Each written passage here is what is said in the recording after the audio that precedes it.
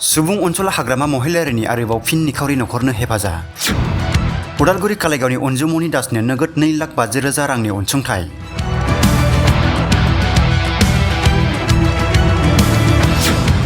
लाइमोन बिपिएफनि लोगो आफादगिरि कास्टम बसुमतारीजों लोगोसे दोलोनि दैदेनगिरिफोरा थांनानै होयो।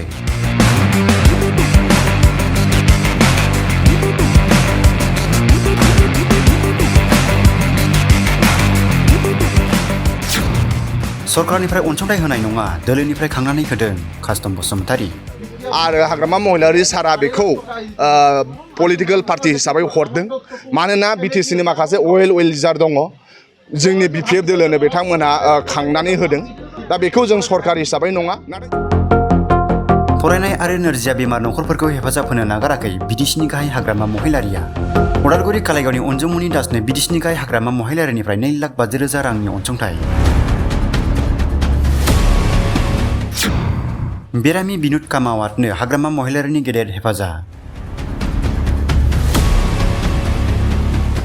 उदालगुरि जिल्ला कलाइगाव मदैबारि बियाबनि गिरुवा बिसिडिसिनि सिङाव थानाय कलाइगाव सकनि थागिबि अनजुमनि दासनि नखराव हेफाजाबनि थफ्ला लानानै बिपिएफनि मावथि दैदेनगिरिफोरनि आगान। गोबाव समनिफ्रायनो 14 बोसोर बैसोनि बिनुत कामावातआ बेरामजों गोग्लैनानै दंमोन। फाहामथायनि थाखाय हाग्रामा महिलारिया नोगोद 2,50,000 रां दैथायहरनायखौ दिनै गथायनानै होयो।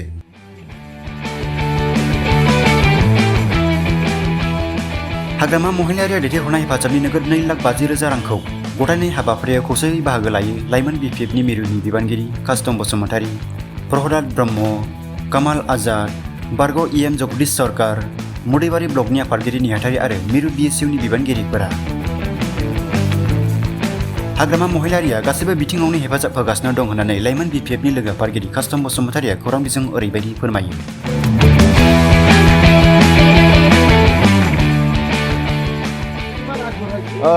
बिटिसिनि चिफ हाग्रामा महिलारि सारा कालाइगाव ओनसोलनि थागिबि अनजुमनि दासआ बिथांनो होनो थाखाय 2.5 लाख थाखा फैसा हरदोंमोन।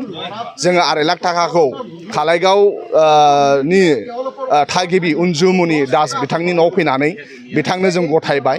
अनजुमनि दासनि फिसालाया लोमजानानै दङ, गोबाव सम जाबाय लोमजानाया।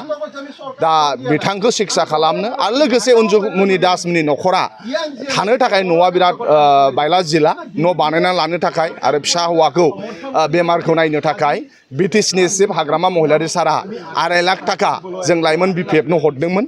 आरो बे लाइमोन बिपिएफआ दिनै जोङो कालाइगाव ओनसोलाव फैनानै अनजुमनि दासनि आखायाव बे 2.5 लाख थाखाखौ दिनै जों गथायफैदों।